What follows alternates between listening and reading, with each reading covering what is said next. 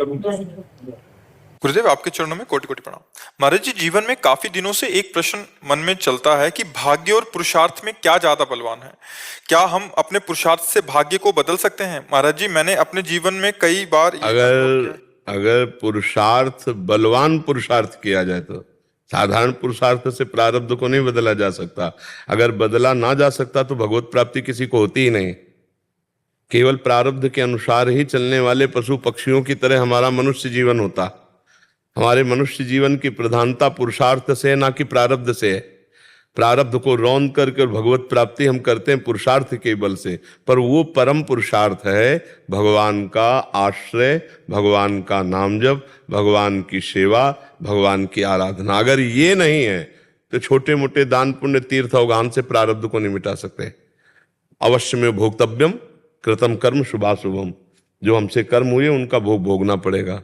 एकमात्र गरज करके भगवान कह रहे हैं सर्वधर्मान परित्यज्य माम एकम शरणम ब्रज, तो अहम त्वाम सर्व पापेभ्यो। सर्व शब्द का मतलब होता है संचित, क्रियमाण और प्रारब्ध, सर्व कर्मों का नाश। अहम त्वाम सर्व पापेभ्यो, सर्व पापेभ्यो मोक्षयिष्यामि मा शुचा, और वही प्रभु ही कर सकते हैं, दूसरा नहीं कर सकता।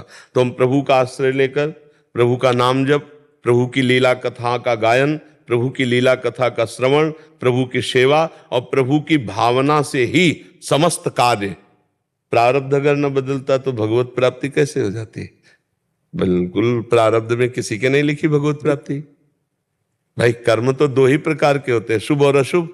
उनका परिणाम सुख और दुख होता है। लौकिक भगवत प्राप्ति तो है नहीं, उसके लिए तो अलौकिक कर्म करना होगा।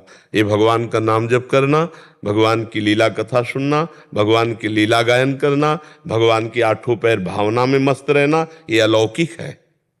जब तक ये अलौकिक पुरुषार्थ नहीं होगा, अध्यात्म द्वारा पुरुषार्थ नहीं होगा, तब तक प्रारब्ध को रौंदा नहीं जा सकता। इसी जन्म में भगवत प्राप्ति प्रारब्ध से नहीं परम पुरुषार्थ से होती है।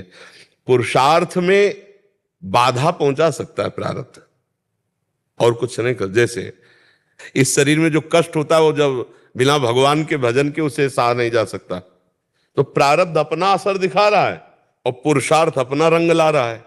जो पुरुषार्थ भगवान का आश्रय लेकर भजन किया बचपन से, वो सिंह की तरह दहाड़ रहा है, परास्त करने का नाम ही नहीं है।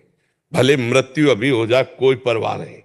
भीषण हर तरह की परिस्थितियां आती है, चक्कर आना, ब्लड प्रेशर लो होना, क्या क्या सब। अब जब किडनी फेल तो सब समस्या, और कोई समस्या नहीं, कोई समस्या नहीं मेरी। क्यों? क्योंकि सब समस्याओं का समाधान हमारी प्यारी जो है, प्यारे जो है, हर समय चित्त प्रभु से लगा। क्या समस्या? तो प्रारब्ध अपना जोर दिखाया, पुरुषार्थ ने रौंद के फेंक दिया। अब जब मन चाहे तब प्रारब्ध शरीर को फेल कर दे, मृत्यु आ जाए, हम भगवान के पास चले गए। हमारा क्या बिगाड़ लिया? अगर भगवान से न जुड़े होते तो ये नहीं बोल सकते थे कि हमारा क्या बिगाड़ लिया। नहीं, तो प्रारब्ध उनको परास्त करता है जो भगवान से विमुख है, जो भगवान के सन्मुख होकर भगवान का नाम जप करते हैं, भगवान के आश्रित हैं। वो प्रारब्ध को रौंद देते हैं, रौंद देते हैं। बिल्कुल नियत समय पर जैसे बचपन में उठते थे जवानी में, वैसे ही है पूरी दिनचर्या। जो हमारी दिनचर्या निरोग अवस्था में थी, वही रोग अवस्था में। क्या बिगाड़ लिया? हाँ, जो पीड़ा है वो और भजन कराती है।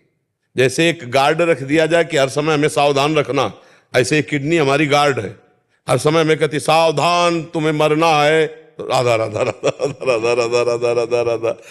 पुरुषार्थ अगर भगवान के आश्रित होकर किया जाए तो प्रारब्ध की धज्जियां उड़ा दी जाती है, और नहीं प्रारब्ध धज्जियां उड़ा देता है, धज्जियां उड़ा देता है। किसका प्रश्न था? समझ पा रहे आप? हाँ, भगवान का नाम जब भजन रूपी ये परम पुरुषार्थ ही प्रारब्ध को मिटा सकता है, दूसरा नहीं।